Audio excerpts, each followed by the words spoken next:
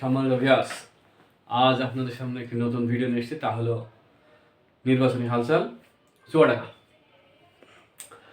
1859 সালে যে বাংলাদেশের প্রথম যে জেলায় রেল লাইন স্থাপিত হয় তা চুয়াডাঙ্গা।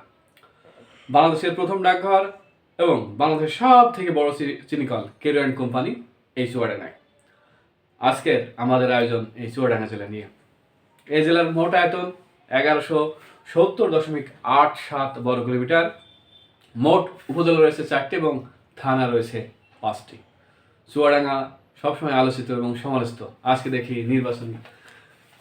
চুয়াডাঙ্গা 1, বাংলাদেশ 79, চুয়াডাঙ্গা 1, মোট ভোটার সংখ্যা 5,11,657, পুরুষ ভোটার 2,54,385, নারী ভোটার 2,57,265 এবং তৃতীয় লিঙ্গের বা হিজড়া ভোটার 7 জন।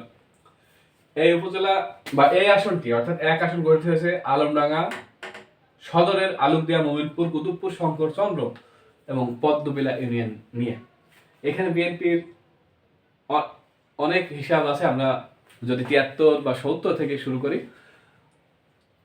সর্বশেষ 91 পর থেকে এখানে বিএনপির ঘাঁটি। কিন্তু এবারে নির্বাচন অর্থাৎ ত্রয়োদশ জাতীয় নির্বাচনে এখানে হাড্ডাহাড্ডি লড়াই হবে বিএনপি এবং জামাত ইসলামের পক্ষে মধ্যে। বিএনপির প্রার্থী আছেন মোহাম্মদ শরীফুজ্জামান এবং জামাত ইসলামের দাঁড়িপাল্লার পক্ষে প্রার্থী আছেন অ্যাডভোকেট মাসুদ পারভেজ রাসেল। দেখা যাক কি হয়। এরপর চুয়াডাঙ্গা 2, বাংলাদেশ 80, চুয়াডাঙ্গা 2, এখানে মোট ভোটার 4,92,431 জন, পুরুষ ভোটার 2,46,716 জন, নারী ভোটার 2,35,711 জন, হিজড়া বা তৃতীয় লিঙ্গের ভোটার 4 জন। এটা দামোহদা, জীবননগর এবং সদরের তিতুদহ, নেহালপুর, গোড়াটুপি ও বেগমপুর ইউনিয়ন নিয়ে গঠিত।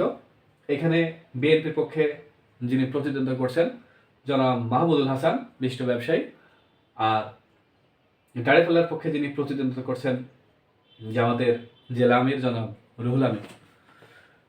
তো প্রিয় দর্শক, চোখ রাখুন আমার এই চ্যানেলে। নেক্সটে আরও একটি জেলা, কুষ্টিয়া অথবা মাগুরা জেলার এপিসোড নিয়ে আমরা আসছি। সে পর্যন্ত ভালো থাকবেন, সুস্থ থাকবেন। আল্লাহ হাফেজ।